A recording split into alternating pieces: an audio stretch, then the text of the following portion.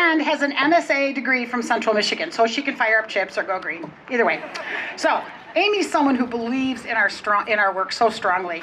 It's with our tremendous gratitude that I welcome this extraordinary leader, a true friend of our work, so that you can get to know her just a little bit. Please welcome with me, shake those pom-poms, our Children Trust Michigan Board Chair, Amy Tatulap. Woohoo! You're leading people here just for fun. There is not much I can say about we're all here. There's nothing I can tell you today. We'll work it. As we all know, very stats. Approximately 1 in 7 children will be impacted by child abuse and neglect. My speculation is, being as we are all here doing this work together, that our number here might be a little higher than 1 in 7 because we're drawn to this work. It's something that when I took this role back, I'm in my 6th year now, I really didn't know what to expect, but I have learned actually to even do my own healing through this work, and understanding that we can't do this without all of you. We are just the people behind the scenes. You're the people on the street dealing with this every day, boots on the ground. So thank you so much for what you do. We know that, honestly, prevention is a really tough thing to get funded, because how do you prove that something didn't happen, right? But what we do know is that the money we get is very spent after there are issues. So we know that we really need to be very considerate, cautious, thoughtful in how we spend the money that we are able to do what we do. So thank you very much for being here. Like I said, I'm not going to tell you anything you don't know, but we do certainly appreciate everything you do, and thank you for your partnership. Yes! Oh, you guys take direction well. You do. So it's not on my script, I have to say. 17 years ago, this event was an inspiration of someone who's no longer on our team, but will never, ever, ever be far away from this work. And that is our own Emily Roxburgh. Listen, we wouldn't be here. This was a great idea 17 years ago. Now we get to stand up here and inspire and be inspired by you. Thanks for being here, Emily. A lot of us still remember for sure. Worked with you for so long. So I next get to introduce you to my next boss. Not boss number 2, because they're like 1 and 1. But so Demetrius Starling is the Senior Deputy Director for Michigan Department of Health and Human Services, Children's Services Administration, where he oversees the state's child welfare system, including children's protection, adoption services, licensing, guardianship, family preservation services, prevention, and juvenile justice programs. They're all important, please don't get me wrong, but that one just sparks my energy. Director Starling has worked in child welfare field for more than 25 years, beginning his career as a CPS specialist in Wayne County MDHHS. He since has served in numerous positions at MDHHS, including director for Sanilac and St. Clair counties. Prior to his appointment as the CSA Executive Director in May 2021, he served as CSA's In-Home Services Bureau Director, overseeing prevention, preservation, and protection programs. During his time with the Children's Services Administration, he's been an integral part of formulating diversity, equity, and inclusion initiatives, human trafficking initiatives, and serving on a variety of continuous quality improvement teams. On a personal note, Director Demetrius Starling is my MDHHS supervisor and a trusted and committed leader for our work, so that more children stay with their families who are supported and stronger. Please welcome to the podium Director Demetrius Starling.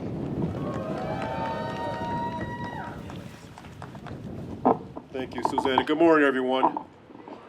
So unlike Suzanne, I am a grandfather, and this work is profoundly important to me for many reasons, not only for my family, but also for the communities that I've worked for the past 25 plus years. So it's so great to see so many amazing thought partners that I've worked with over the years, and amazing families here today to celebrate this day, despite the crappy weather, right?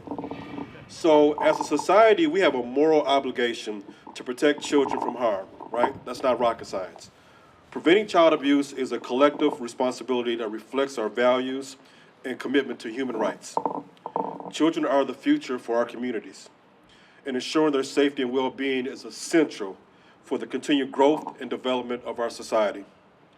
Community awareness events play an important role in preventing child abuse and neglect by educating the public about available programs, services, and critical topics such as parent education and protective factors. In fiscal year 2024, Children's Trust Michigan Primary Prevention Partners organized 531 community awareness events, reaching over 75,000 people. That's amazing. Ladies and gentlemen, honored guests, and warriors for children's safety, together we all gather as voices for the voiceless. We stand united in our purpose to protect the innocent, to break the silence, and demand a world where every child can grow up free from fear and harm. So it's our job to keep kids safe. Child abuse is not an issue, it's a crisis. Every day, children endure neglect, mistreatment, and unimaginable pain. But today, we say enough. No child should suffer in the shadows. No child should believe that they are invisible. Prevention starts with awareness. Prevention starts with all of us. It means standing up to injustice, supporting families in need, and ensuring that every child feels loved, valued, and heard. It means reporting signs of abuse and neglect, advocating for stronger protections, and fostering communities that prioritize safety over silence. Each of us holds the power to be a protector, a mentor, and an advocate. A single conversation can change a life. A single act of courage can break a cycle. And together we can create a future where childhood is defined by joy, but not trauma. So let's commit right here, right now, that we will not turn away. We will not continue to accept excuses. We will not wait for change. We will be the change. To every survivor, thank you. To every survivor, we see you, we hear you, we believe you. To every child in need, you are not alone. And to every person here today, your presence and your voice matters. Your actions matter. So many of you may ask, what role can I play? Glad you asked. So one, we can raise awareness. Child abuse affects millions of children in our nation every single year, leading to long-term physical, emotional, and psychological harm. Many cases go unreported. So it's our collective responsibility to be vigilant and speak up. Abuse takes many forms: physical, emotional, sexual, and neglect. Prevention starts with education in our communities. The importance of prevention, early intervention programs, and community involvement can prevent child abuse before it starts. Parenting support programs, mental health resources, fatherhood initiatives, and education programs help build safer environments for our children. Every child deserves a safe, loving, and nurturing environment. Report suspected child abuse. Trust your instincts and speak up for those who can't. Support organizations that provide resources for our children and our families at risk. Advocate for stronger child protection laws and policies. We're standing right in front of the Capitol, where the lawmakers, the policymakers can make and implement change. Let your voices be heard when it comes to child abuse prevention. Breaking the cycle. Survivors of physical abuse need support to heal and rebuild their lives. Prevention isn't just about stopping the abuse, it's about creating a future where every child can thrive. So in closing, I want to reiterate some key takeaways for today. Let's raise awareness. Let's demand justice. Let's protect our children by all means necessary. Thank you. Appreciate you all being here. God bless.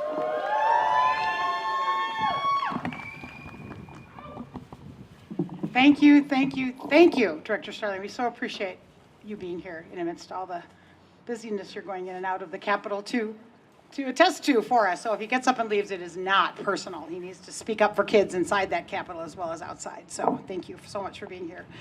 So now I get to turn to talk about some of the heroes that we get to support and honor and work with every day. And the first one I get to talk about is our own Sue Kearney. Sue, yes, we care about kids. There you go. There you go. Prevention is being done each and every day in Michigan, as you know, since 1982 by Children's Trust Michigan and all of our partners. Now you're going to meet some amazing prevention partners who are honoring the parents in their prevention programs. We're going to start with Sue. Sue is a resident of Stanton and is the current executive director and prevention educator of the We Care for Kids Council, located in Montcalm County. She joined WCFK in August of 2020 following a 39-year career as an elementary school teacher. What about that commitment to kids? Thank you. Just thank you for that, let alone all the great work you're doing. Her and her amazing husband, John, who is here today supporting her, as well as family members, Andrew and Katie, a daughter-in-law, Andy, and a 9-year-old grandson, Lincoln. Leading We Care for Kids Council and teaching Protect Yourself classes to first, second, and third grade students in Montcalm County schools has been a wonderful retirement job. It's allowed her to still have her foot in the door teaching and has led to many new friends and colleagues. She feels very fortunate to work for the best board in the whole world. Welcome to the podium with me, Sue Kearney from We Care for Kids, to share the primary prevention work that they are doing in Montcalm County. Woo! Yes, indeedy, indeedy. Good morning. Thank you, Suzanne. This is like outside of my box to be up here in front of a bunch of adults. I'm used to speaking in front of children. So, yes, as Suzanne mentioned, I did spend many years teaching elementary school, and when I retired in May of 2020, I had zero intention of taking on another job. And then Penny Dora, who is the treasurer of the We Care for Kids Council, contacted me one day and said, hey, our executive director just had to resign because of some health issues. Would you be willing to step in and help us for a little bit? And it's been 5 years and I'm still here. So I dove into the job when I took it, and I learned so much along the way. If I had not had the wonderful Emily standing down here, I would not have made it through probably the first 3 months. She was at my beck and call whenever I needed support from her. And I was so excited to see you here today because I wanted to talk about you. The We Care for Kids Council is a small nonprofit in small rural Montcalm County. We have 7 public school districts, a private Catholic school, a charter school, and several other small private schools in the county. As my role as prevention educator, for the first 4 years that I was working, I taught Protect Yourself classes to first and third grade students in all the schools in the county. And that is a series of 5 lessons, so going into every classroom 5 times. This year, we were fortunate enough to have some extra funding come our way through a very generous private donor, and we were able to add 2nd grade to the mix. So now we're going into all first, 2nd, and 3rd grade classrooms. So far this year, I have seen about 1,600 kids, I believe.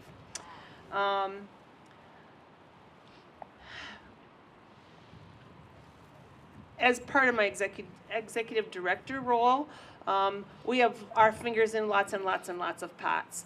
The We Care for Kids Council, we've sponsored car seat events. We have sponsored an internet safety event for families. We were able to provide infant and child CPR and first aid classes to families that couldn't afford to pay for that through Corewell Health. Lots and lots and lots and lots of safe sleep bundles and pack and plays and safe sleep information for families has gone out. We have every year in May, we have a large all-free Family Fun Day event at the Career Center in Sidney, Michigan. And last year we had almost 900 people in attendance at that. So we do lots and lots of things. We're busy. But none of it would be possible without the support of Children Trust Michigan. We are incredibly thankful for the support of CTM that allows us to work with the many children and families of Montcalm County. Educating both children and families is central to our work in the prevention of child abuse and neglect. We've also been able to tap into several local grants that help support our mission. We are grateful for the continued support from the Central Montcalm Community Foundation and the Greenville Area Community Foundation for the many grants we have received from them. Our board believes that working alongside the many community partners is the best way to get the biggest bang for our buck. And so, we work with many organizations throughout the county that we are grateful for, including the Montcalm County Great Start Collaborative, the Montcalm Area Intermediate School District, the Michigan Department of Health and Human Services, Mid-Michigan District Health Department, Early On, Head Start, Corwell Health, Montcalm Ionia United Way, I Am Safe CAC, Alpha Family Services, RAVE, which is Relief After Violent Encounter, Montcalm Care Network, Montcalm CASA, Michigan State Police Lakeview Post, our Montcalm County Prosecuting Attorney, and our Montcalm County Sheriff. Attending the many community events throughout the year that we have gone to have increased the awareness about the We Care for Kids Council and our mission. This has led to many generous donations that allow us to provide even more opportunities for the people that we serve. And serve is what we believe we do best. I would be remiss if I didn't thank my family for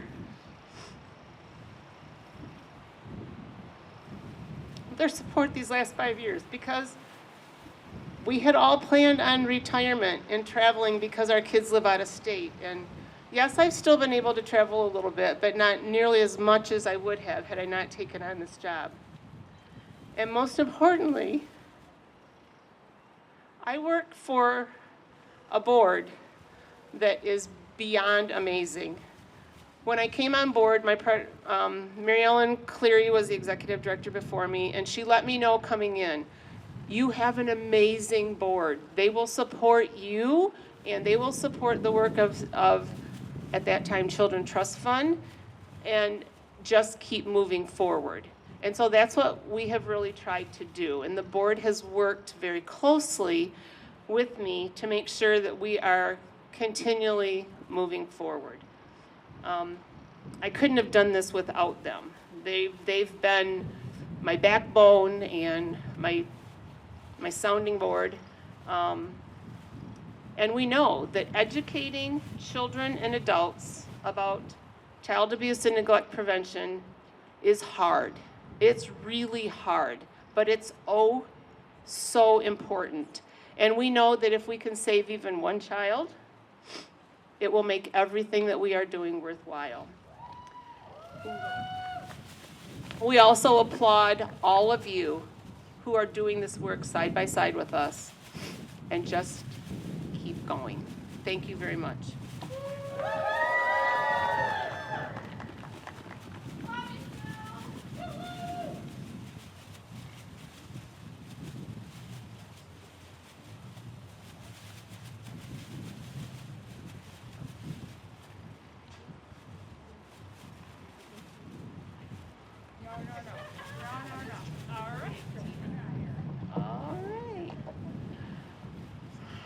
I would also like to introduce to you Jody Hankus Snyder. Jody is a retired teacher and coach of over 27 years, and she is currently serving as a community impact manager at United Way of Montcalm, Ionia counties.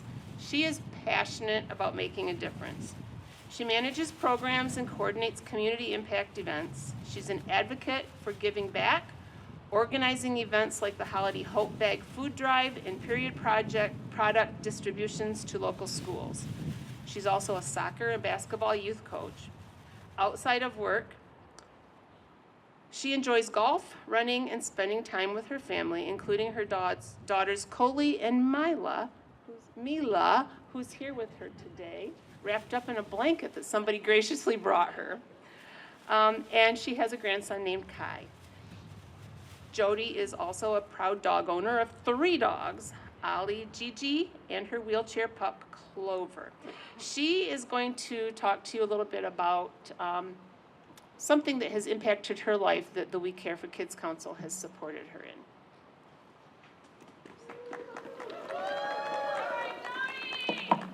Thank you, Sue. I will never forget the day my child came home from school and asked, "Did you know I can say no and tell someone I trust if anyone makes me feel unsafe?" Miss Sue taught me that. She was 7, and honestly, I was uncomfortable. That was my baby. Her comments, spoken with innocence, were not prompted by something that happened to her. It was from a safe touch, protect yourself lesson at school. That program gave her a question, and more importantly, it gave her permission to ask it out loud. It allowed her to open up to me. Good morning. My name is Jody, and I'm a proud member of the We Care for Kids Council and an employee of United Way. Most importantly, I'm mom to 2 daughters, ages 30 and 8, and my youngest, Mila, a Safe Touch student, is here with me today and super happy to be here too. As a parent, you never want to believe your child will endure anything besides the good in life, but that is not reality. Mila was trying to make sense of something heavy, and she was given that language to protect herself because of people like Sue. As a former teacher and a coach of over 27 years, I've seen what happens when children don't have that language. I've seen the weight they carry when no one has ever told them, your body belongs to you, you can say no, you deserve to feel safe.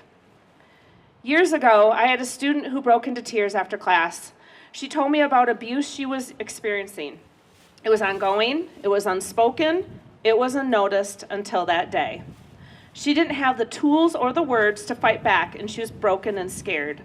Scared to say no, scared to speak, and scared to fight back. She had no voice. Luckily, I was able to get her the help she desperately needed, and she is now a thriving mother and adult. That was my turning point. We cannot expect children to report danger if we never teach them how to recognize it. If we never give them a voice, we cannot be surprised when silence wins. Safe Touch, Protect Yourself programs do more than inform, they empower. They give children the confidence to speak, they embolden them to act, they teach them that being safe isn't a privilege, it is a right. Our children need strength-based protection, and when we as adults normalize these conversations, when we stop whispering about things that put our children at risk, we do more than educate, we change lives.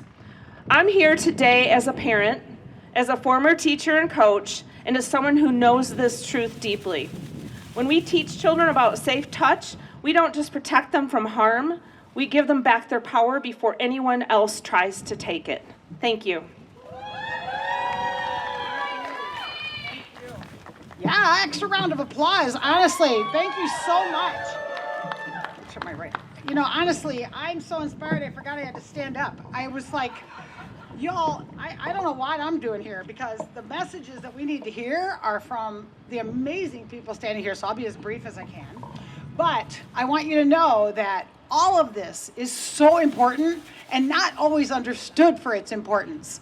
When we hear about a child being given language to understand something or make sense of something or now be able to speak up, that saves decades of pain and suffering that people do. And I'll speak for myself. You know, long decades of figuring out why didn't I do something? What's wrong with me? No, you did nothing wrong. You deserve to be safe, happy, and healthy, and we need to take care of you, right? And help them to learn to speak up. And so honestly, I could listen to them all day and the sun would be better. But the truth of the matter is we need to pep up, and we've got some great entertainment that is going to join us from many of your alma maters, Michigan State University. Our Discords are here to sing for us. Here they come. Sporting the green and white, absolutely. You gentlemen do not look warm. But we have to raise our pom-poms because they are MSU's oldest a cappella group. Now, not those gentlemen are not the oldest a cappella group, but the group itself. And so they are going to share a song with us that they learned for us. So they are going to share with you this message during this wonderfully important rally, and I want to thank each of you gentlemen for being here. I know you're going to add such greatness to this event, so thanks, and take it away. And I'll say it, go green.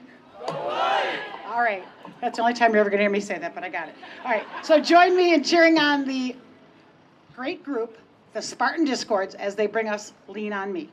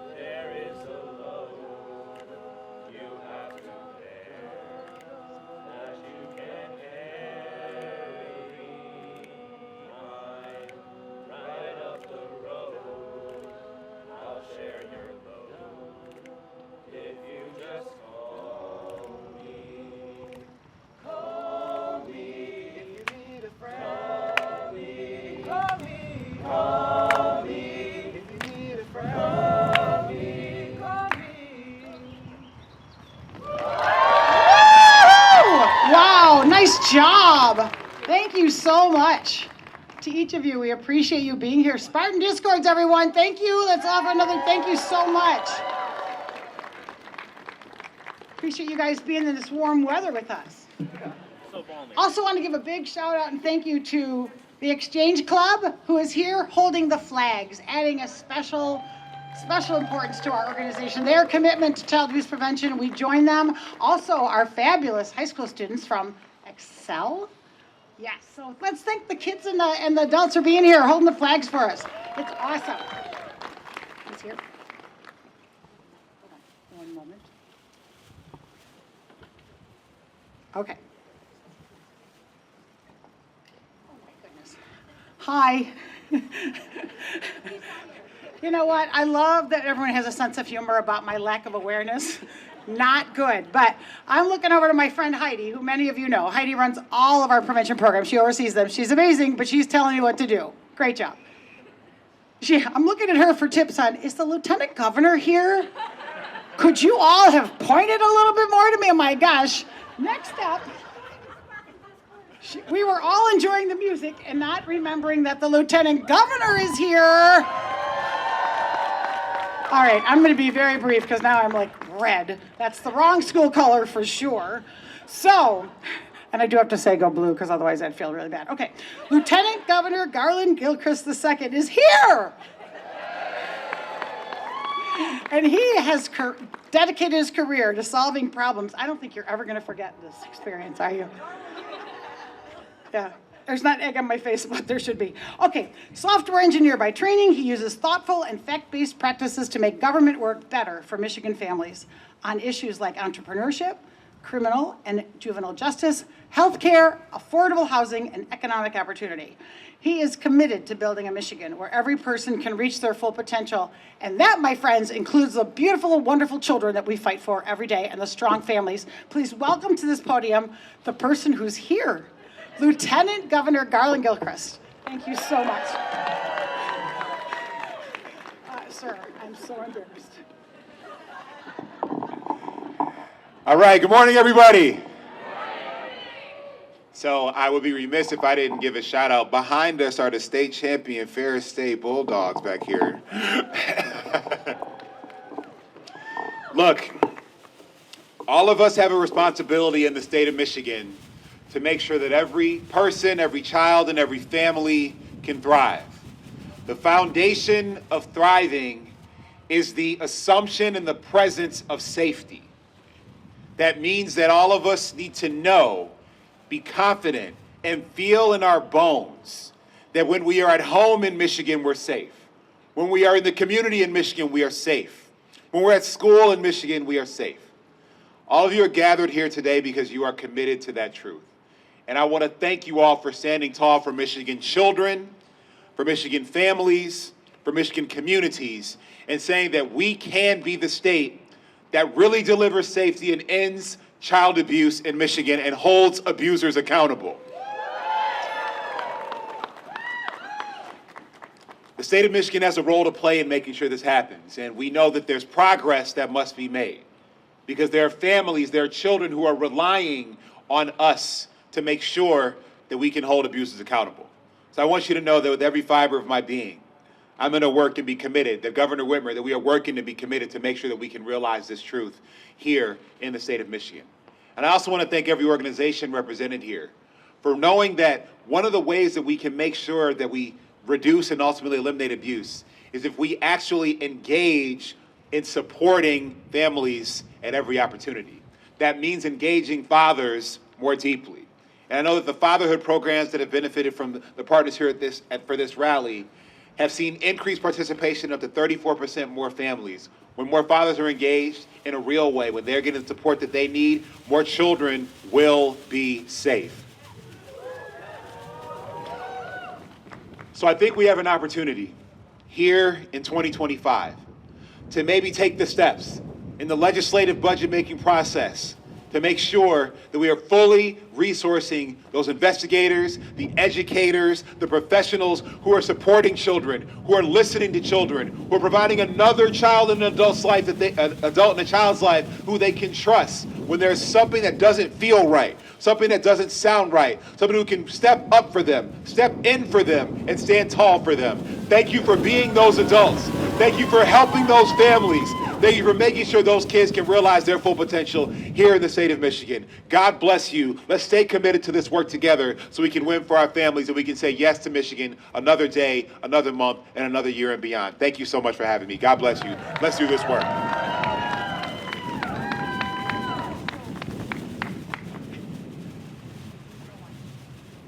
Can we have another round of applause for our Lieutenant Governor? He's got to step in because they're hearings right now and he's overdoing his work, right? But we thank you for the moments you've taken and I really, really appreciate that message and we will look forward to, looking forward to, I'm so excited he's getting his picture with the Lieutenant Governor. Okay, so excited. He really wanted that, so I'm glad making that happen. So now I get to introduce you to another one of our partners. This partner is here from Houghton, Michigan.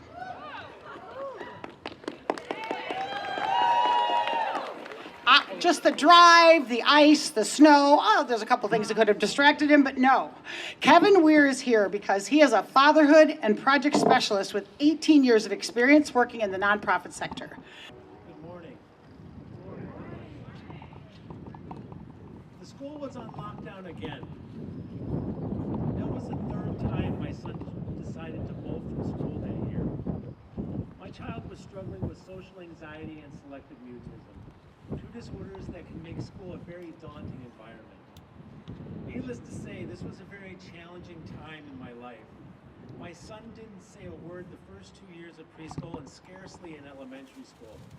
This was terrifying for my wife and I. Even though I had a super supportive partner, being a stay-at-home dad, I felt alone and isolated and didn't know where to turn for help. There weren't many obvious opportunities to connect with other dads who might have been going through something similar that I was going through. Eventually, these experiences led me back into the workforce, right into the human services field. My name is Kevin, and I'm a fatherhood specialist at Treehouse Family Resources in Houghton, Michigan. At Treehouse Family Resources, we offer all kinds of services: an indoor playground, a baby closet, a family support program, and welcome baby visits. While all of our services and programs are open to all families, none were exclusively designed for dad. So when we had a chance to build a fatherhood program with Children Trust Michigan, it hit home for me. I kept thinking about those days when I would have given anything for a program like this. The more I dug into the research, the more it confirmed what I had already felt in my gut. When dads are involved, kids do better. It lowers the chances of emotional and behavioral issues, child abuse and neglect, struggles in school, and even substance abuse down the road. Being there for your kids is an investment that pays off for the lifetime. That's why we built our fatherhood program with 3 different parts: Dad's Days, Dad Cafes, and a fatherhood-specific parenting program. Dad's Days are all about fun, bringing dads and their kids together for special activities. Then there are Dad's Cafes, where fathers can meet up, share experiences, and talk about different parenting topics in a laid-back setting. And finally, we've got our 12-week evidence-based parenting program that provides dads with the tools they need to succeed while building a strong support system along the way. At the end of the day, being a dad isn't just about being present. It's about being engaged, and that's what we're here to help with. Thank you.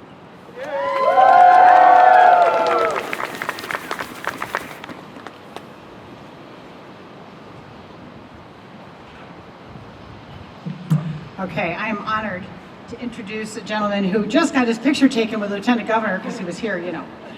And Wayne is joining us from Hancock. He moved there from Detroit in 2009. This is Wayne Cira. He left Detroit for a fresh start as a single dad and been a single dad for the last 4 years. He now has full custody of his oldest 2 children and 50-50 custody of his youngest. In the process of the custody cases, he got his CNA and went back to school to get a nursing career. Accident 1. Best quote I can't ever forget is from Mr. Rogers. "We forget what it's like to be a kid and what it's like to be filled with curiosity." Wayne says we spend so much time stuck in our own little worlds, our houses, our homes, that we forget as kids, and our own kids that are filled to the brim. Our lives are so full. They're filled with curiosity about a world outside those houses and constantly thinking of ways to make their worlds bigger. It's hard to keep up with them some days, he shares. And isn't that true? I want to thank both Kevin and Wayne for being here, and I'd love you to hear right now from Wayne about his experience with the Treehouse Family Resources.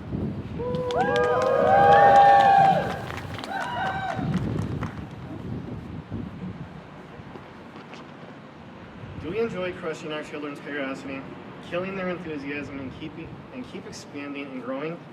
We spend so much time building up our own little worlds inside our homes, we as adults can't wait to get home and hide from the world.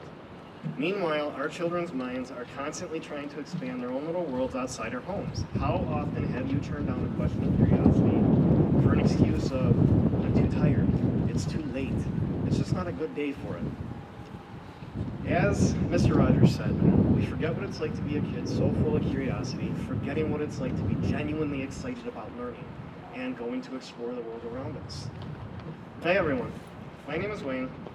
As a single dad, several custody battles and workman's comp cases wore me down to the point stress, anxiety, depression were a new normal for me.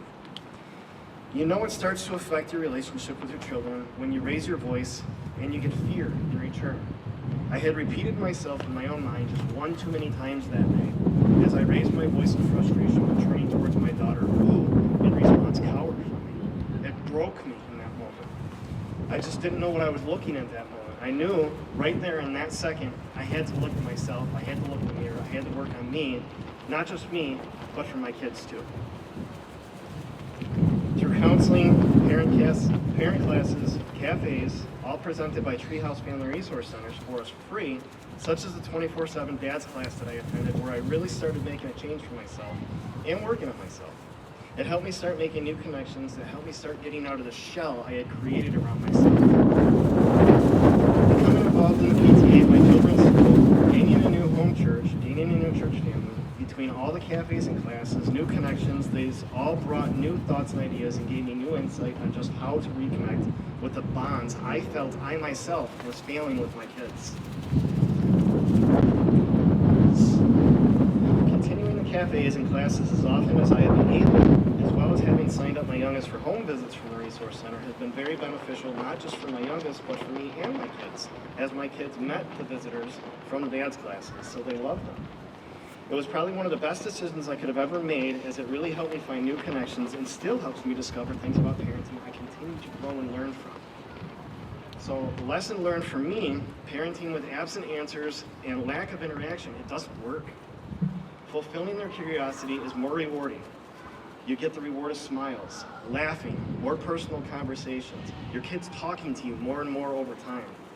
Staying the course, giving the kids the time they need, keep developing their ever-growing desire to expand with their curiosity instead of shutting down with bland answers and not right now sentiments. Building their curiosity and getting out of our own patterns can help them grow just as much. Next time your little one walks up to you and says, Mom, Dad, what happens when? Don't shut them down. Get up, explore the answers with them, discover what that experience can do for them and just how much it can help you too. Thank you. God bless.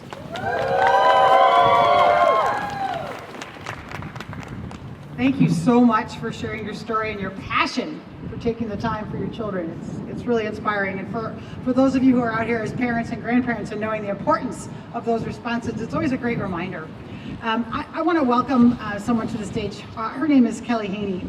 And Kelly's been with Child and Family Charities, our partner here in Ingham County, for 14 years, where she supported programs focused on helping young adults develop life skills and build strong, nurturing relationships. She previously supervised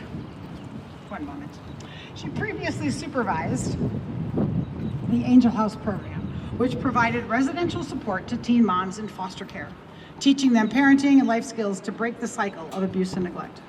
Today, Kelly continues to oversee various programs that empower young parents to build life skills and develop healthy, supportive connections. As a parent of a young adult herself, Kelly's also learning and growing alongside the families she supports. A quote that really inspires Kelly is that there's no way to be a perfect parent, but A Million Ways to Be a Good One by Jill Churchill. Thank you for the work you do every day, and thank you for being here. Please welcome with me, Kelly.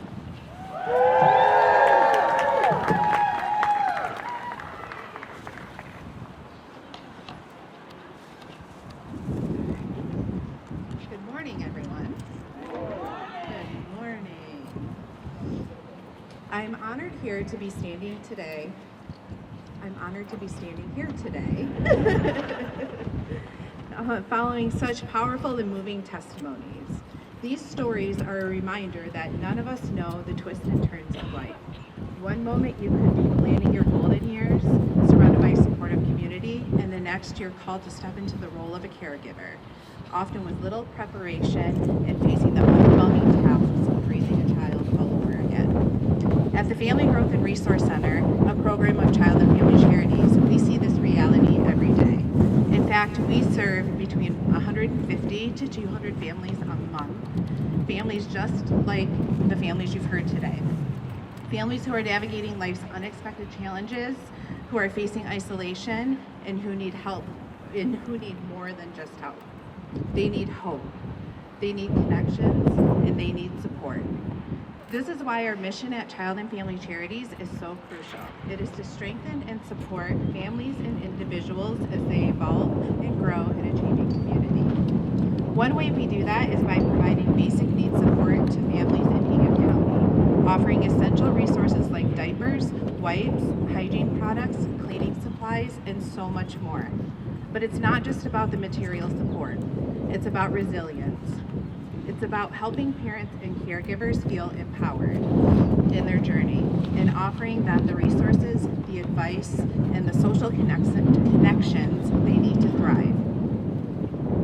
Just like some of them have mentioned, one of the most valuable things we offer is the opportunity to connect with other parents through programs like Nurturing Fathers, parent cafes, safe sleep workshops, holiday toy giving events, and volunteer opportunities. These events allow families to come together, share experiences, and build the kind of supportive networks that make all the difference during these difficult times. But none of this would be possible without the generosity of partners like Children Trust Michigan, whose funding helps us serve those 150 to 200 families a month. This is why today is so important. We are not just rallying to prevent child abuse. We are rallying for the support that families need to continue to stay strong, and for resources that give them the chance to rise above the challenges and raise their children with confidence. Child abuse prevention doesn't start at the moment of crisis. It starts with the resources, the community, and the care we continuously provide. Thank you for being here today and for standing up for children and families.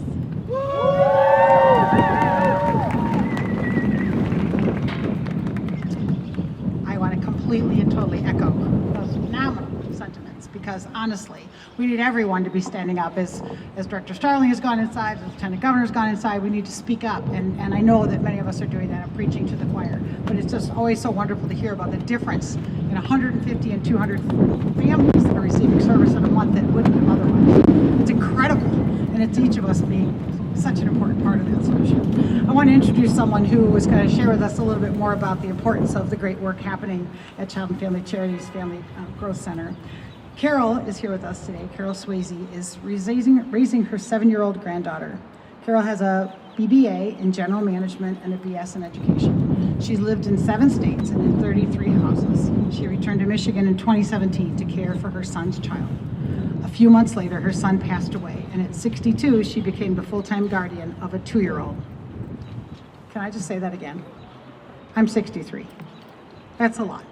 That's love from the deepest core of a person, to take a 2-year-old who needs love, and now you're going to hear about the great created for her. Overwhelmed with grief and the stress of raising her son's child and managing his estate, she needed help, and the staff at the Family Growth Center helped to find daycare. Since that time, they've continued to help her navigate preschool, regular school, and life. Her granddaughter has special needs, and next week we'll be starting play therapy with Child and Family Services. Their support has been constant and invaluable to her. She recently began volunteering with the agency, and each time she learns more about the difference they're making in the lives of the people they serve. Please join me in welcoming Carol to our podium.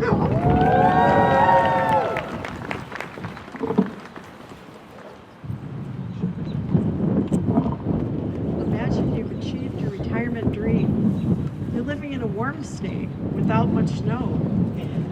Your kids are grown. You have a house in a community with friends doing things you enjoy.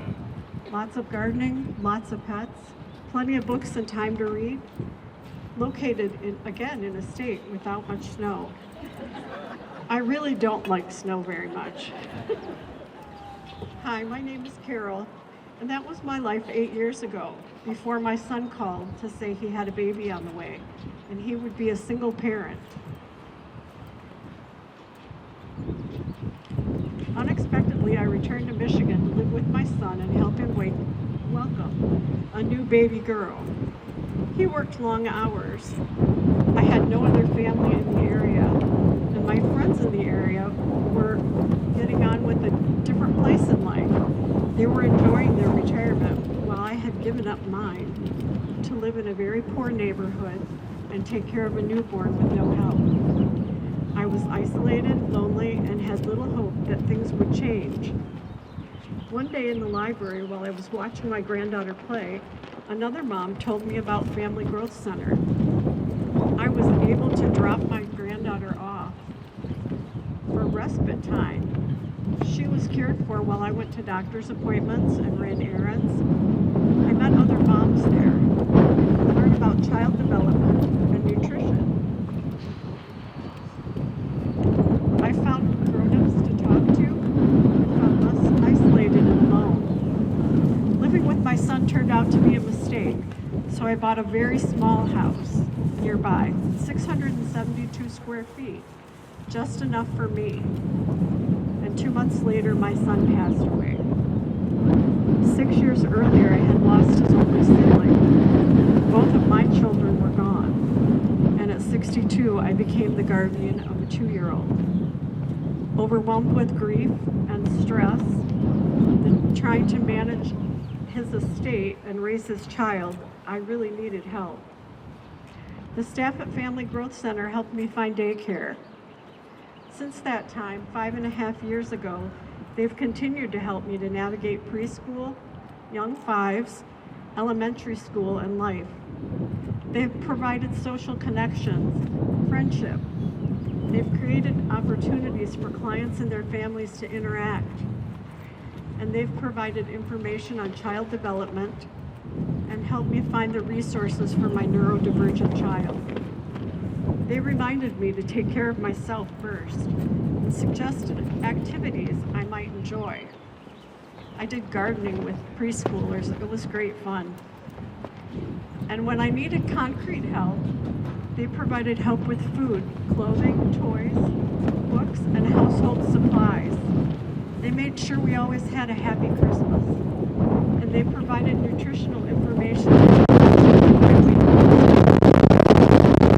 I've found so far. Chasing a 2-year-old.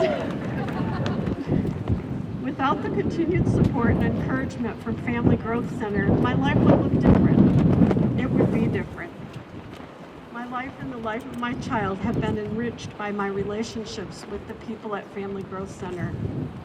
Recently, I began to volunteer with the agency, Child and Family Services, that oversees their program.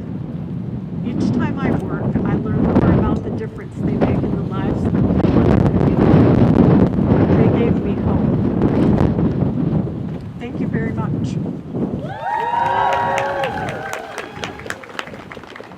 Thank you so much, Carol. It's heartwarming, and I'm so grateful that you have such a great experience in our organization. I want to introduce, first before I introduce our next final speaker, I want to just let you know that Representative Brian Postumus was detained and was unable to be here. And late last night, we learned that our Attorney General, Dana Nessel, was going to be unable to join us, but she was sending in the best possible replacement. So let me tell you why. We're joined by Danielle Hageman-Clark. She's the Bureau Chief of the Criminal Justice Bureau. Hageman-Clark is the 2023 recipient of the National Senior Staff of the Year Award. She joined the Bureau in 2019 after working as the Director of Violence Against Women Project at the Prosecuting Attorneys Association of Michigan.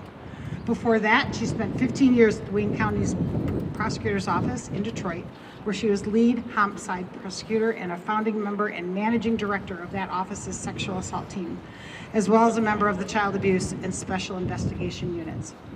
Danielle is not only the leader of the department's largest bureau, but also one of its active attorneys, fighting in the trenches alongside her staff to personally prosecute some of the toughest cases we have, Nessel said.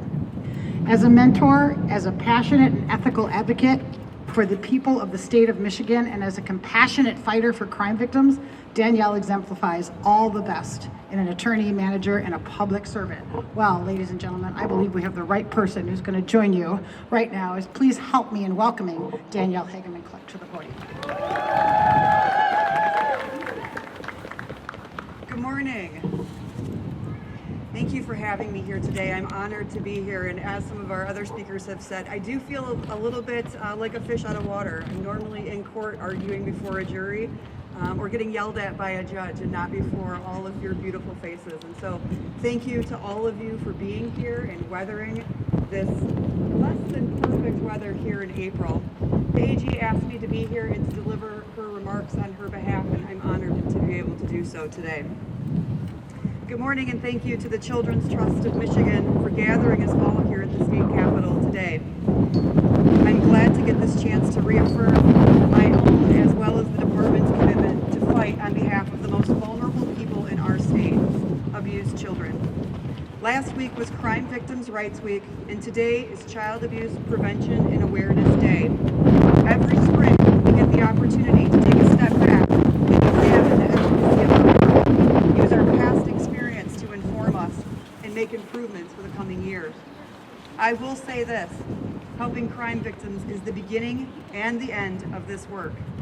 If our justice system isn't serving the needs of crime victims and their families, then we're not doing our jobs right. Nothing else is as important as ensuring the comfort and security of those who put their confidence in us to help them seek justice. Navigating the legal system after a crime can feel overwhelming. That's why my office, the AG's office, unveiled a new online resource this past winter to empower victims and guide them through the process. Our Crime Victims' Rights webpage is a comprehensive tool, complete with a detailed list of your rights under Michigan law, helping you understand your legal protections. We've also compiled statewide victim support services and resources available through the Department of Attorney General. The page offers guidance on victims' crime compensation and advocate services. And we've broken down the legal process so every victim, regardless of the crime, will have a clear understanding of what to expect in court. I encourage you to familiarize yourself with the site and point it out for anyone who may need it. mi.gov, Crime Victims' Rights. I also want to say I'm honored to be joined today here with you all with Rebecca Snyder-Cox. She's the Director of Victim Services for our team at the Department of Attorney General. And with her is Bailey. Bailey is a crime victim advocate dog that will accompany those children when they go to court. So if you have time today, please stop by and meet Bailey. She'll be happy to give you collaborative assistance. We have to talk about the elephant in the room. The current administration has made a concerted effort over the last few months to break off funding contracts midstream and gut the federal programs, sustaining child advocacy centers, domestic violence shelters, and other crucial community support services here in Michigan and across the country. The Supreme Court's 1803 decision in Marbury versus Madison, the executive branch and their actions are still beholden to judicial scrutiny, and that principle has been guiding American law and government for the past 200 years. The office of the presidency is imbued with broad authority to advance policy priorities in accordance with one's views, but each and every president must do so within the confines of the law. The office and the AG have two criteria that must be met in order for her to file a lawsuit against the federal government. First, their actions must violate the law. Maybe it's unconstitutional. Maybe it violates federal statutes like the Administrative Procedures Act. In a lot of our funding loss cases, it's a violation of the separation of powers, undermining the congressional budget process and their power over spending. The department will not sue over simple policy disagreements, but only when the current administration explicitly breaks the law. Michigan or her people must suffer concrete, demonstrable harm. For every one of these lawsuits, we have to submit affidavits detailing and quantifying the scope of the damage. How much harm will these illegal actions cause and to whom? Actual dollar figures listing out grant funding awarded and owed, yet illegally withheld by the current administration. If we can't point to specific examples, then we don't have standing to sue. So far, the department has signed on to 10 lawsuits challenging illegal actions of the current administration. We've been granted some form of injunctive relief in nearly all of these cases, saving literally billions of dollars in funding for important programs, including those benefiting child crime victims in this state. Last month, the AG visited Child and Family Services of Northwest Michigan. She was able to sit down with their staff to talk about how they're coping in our current moment. The majority of their funding comes from federal grants or state grants issued by HHS, subsidized by federal money from Michigan for disbursement. Without Medicaid reimbursement, they have clients, like deaf children, not being able to access the services they need. Crucial extra programming they can't get in school. Without a strong public education system also on the chopping block, many children would lose contact with their closest mandatory reporter. Child crime victims will inevitably slip past our notice. There's a real reckoning on the horizon, depending on how our leaders choose to lay out next year's budget, both in Lansing and in DC. Ultimately, those in power have the authority to legally slash these programs, but we're not going to let them do it in the dead of night with no notice and no accountability. VOCA funds have been dwindling for the last decade, down over 80% since 2017, putting a financial strain on the organizations and advocates who are already stretched so thin. States like Michigan have had to step up and fill in some of the gaps, but we are reaching a point where the well is running dry. This work is emotionally demanding, and we need more people qualified to do it. Disinvestment isn't doing us any favors. If we start treating abused children like a money-making enterprise, then I will tell you with certainty, the kids will not get the kind of care and treatment that they desperately require and deserve. That being said, investment in child welfare does promise economic return, better than pretty much any other program we could fund. If we're able to provide these services to children, they will thrive. They will turn from victims into survivors, and they will stop the cycle of abuse. Know this as you go forward. You have a partner at the Department of Attorney General in the work that you do. All of you stand for children. You believe them when they tell you that they've been abused, and you're a partner in their voice when they're not able to use it. Thank you. Thank you for being here. Thank you for all that you do for children every day. Thank you. Well, she was right. Thank you so much for bringing her words to us. A true warrior for our work. And honestly, I just feel the energy from those words and that commitment to our kids and families. We have support there, and we definitely are not going to stop talking about it. Am I right? Am I right? Pop-ups! Seriously, we have got to keep our voices loud. We've got to make sure that we inform as much as we can people that are willing to stand up for us inside and outside of these buildings. With all the uncertainty, we need to stand strong and speak up for what we know. That preventing child abuse is absolutely the best investment, without question, and will keep our children safe longer and healthier longer. So thank you so much for being here. And as we recognize Child Abuse Prevention Month, I want to commit our future to creating families and communities and a state where children grow up safe, loved, and full of hope. Prevention isn't just about avoiding harm. It's not about waiting till the crisis happens and figuring out what do we do now. It's about creating those opportunities for our families and their children to thrive. With hope as our guide and prevention as our strength, we can build a world where every family has what they need to succeed. It's possible. We're America, we're United States, we are Michigan, we are here in Lansing. We can make this difference. The national symbol, yes, the national symbol for child abuse and neglect is the pinwheel. It brings us that happiness, that safety, that hope that every child should have. It serves as that uplifting reminder of childhood and the bright futures that every single one of our children deserves. I hope you'll follow us now into that turnaround there. We're going to plant some pinwheels. How we end this day is in celebration of the children that we serve and in honoring all of you for the great work you do, those with us and those away from us right now, but you are all, your hearts are with us, and Children Trust Michigan believes and will support you and will know that we are here fighting for you and we want to fight with you. So glad you're here, but let's continue this great work. Plant away. I see some people waving pinwheels. There they are. Thank you to my amazing Children Trust Michigan team and board who are just awesome and supportive. And there they are waving pinwheels. They're going to lead us down to the turnaround. Be safe out there. Thank you, thank you, thank you. Appreciate it.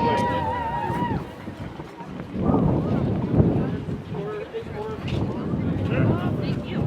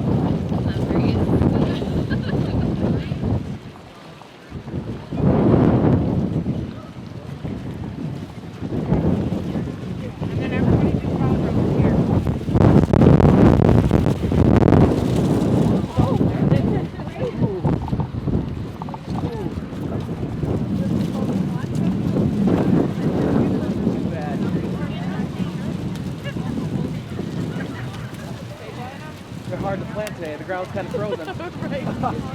You're okay. No worries, you're fine. I got my growth too.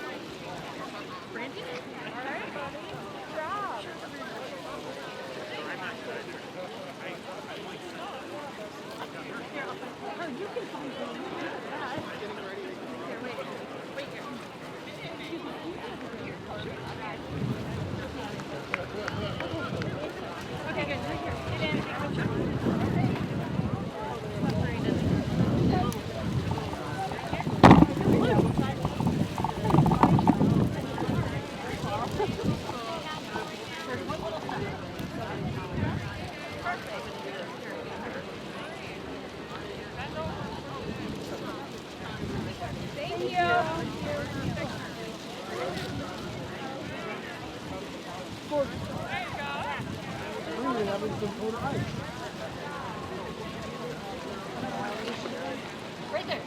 Hey, group picture. All behind the cap, all behind us. Okay. Guess we're going that way.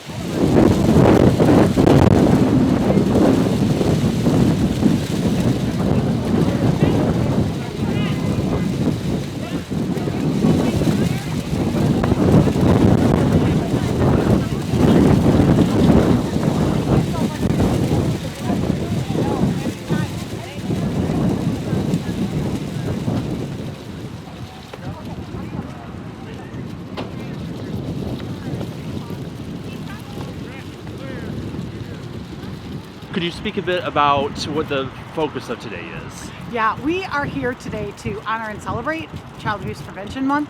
It's our 7th annual Child Abuse Prevention Awareness Day rally. The real purpose is to really elevate the great work that's happening, the work that is happening in every single one of our 83 counties to strengthen families and protect our children needs to be brought to the attention of those folks at the Capitol, but also throughout the entire state, because there's something that we can all do to make that difference. And that, I think, is a really well-kept secret. Are there specific acts of legislation that you're looking to advocate for, anything of that nature? Honestly, I think the bottom line is that when we hear about prevention, people say it's really hard to prove that it works because it didn't happen. Like, you're supporting something that we may not happen. But at the end of the day, we know what does cost and what does happen if we don't prevent child abuse and neglect. As we get better and better at doing research and collecting data about the importance of what impact we're making, we will continue to bring that to the attention of the news, and really happy you're here. But the bottom line is, when we can hear stories about a 2-year-old that had love in a situation where the parent was no longer going to be available, the grandparent had supports in order to provide that love and care at 62, where the plan was to retire, and now the plan is to care for a 2-year-old and make sure that child has a safe, happy, healthy life. It's imperative on us as humans. We have a mandate to take care of our own, and truthfully, so many people need help and support to be the best parent, be the best guardian, grandparent, whatever their scenario is. And that's what Children Trust Michigan stands for. We believe that we can keep our kids safe and happy and healthy if we help them to be the strongest families possible. And that's what we exist to do. How do you go about getting connected with people that aren't familiar with your organization and maybe aren't familiar with the resources in general that might be available to them? It is a daily effort to raise awareness about the great work happening, and so our purpose is to make sure that we're keeping a network strong of these partners across the prevention partners across the entire state.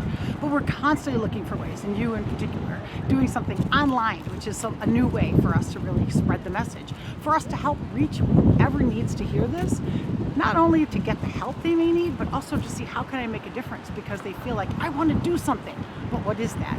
And it's not necessarily with our office, but they can find out information through childrentrustmichigan.org and learn about their local program and what they can do to help. At the same time, by making that connection, they may be able to share, as we heard today, share with somebody that, wow, there's a place like the Family Growth Center here in Lansing that really is making a difference, and this person needed help to know about it. So I think we have to keep talking about this great work. I feel like I talk about it all the time, but I think all of us feel like we constantly need folks to understand that this work is that critical. We need everyone to join together to protect kids way before a crisis happens. And you mentioned how things are going on in 83 counties, how there's Yes. that. Can you speak a little bit about what some of that work looks like? Absolutely. So it ranges from personal safety education that happens in schools or in community groups for kids to learn about how to keep themselves safe. But at the end of the day, it also teaches adults mandated reporting. What does suspected abuse look like? How can we help to support parents and give them the stronger education that they need? Some of us come into parenting, we don't really know what's about to happen, but we know we want to be a mom, or we know we want to be a dad. And so then to have those supports in the community, it might look like our family resource centers. We only have 11 of them right now, but they're doing amazing work. It also can look like fatherhood programs or parent support and education programs. It isn't about us telling people what to do. It's about folks saying, I need a little help and guidance. I need some support because parenting is tough along the way. Or it's a professional in the community that has a concern, and they can come to their local program and learn more about the signs of abuse and neglect, the suspected abuse and neglect, but they can also learn about resources they can bring to the families of the children they love so much in their classrooms. So we have so many variety of services, and the one thing I'll say to your viewers is that the bottom line is that each community has the programs needed to serve that community based on their need, not based on what Lansing's telling them, but based on their need. What is the significance of the Pinwheel Planting? Pinwheel is the national symbol for child abuse prevention. So it really symbolizes the safety, happiness, and health of all children. And so this planting is a way to get it a little more public. You might see them throughout the state in corporations, schools, and different places. But this is right in front of the Capitol, and a lot of people pass through here. It's about just bringing up the awareness for us about what is that? And what does it mean about, what are we standing for? We stand for safe, happy, healthy kids. And this is just a way of making it a little more fun. How long has that been going on?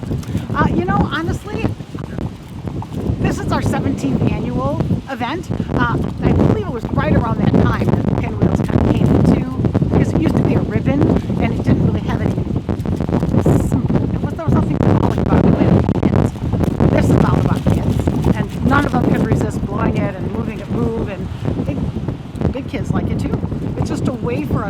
really celebrate the importance of the work of keeping kids out of harm's way.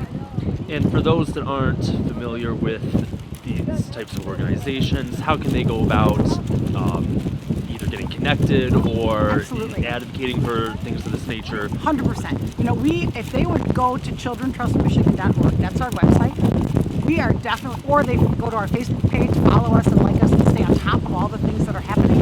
It's important that they can go to those two resources to learn more about what's happening and how they can get engaged.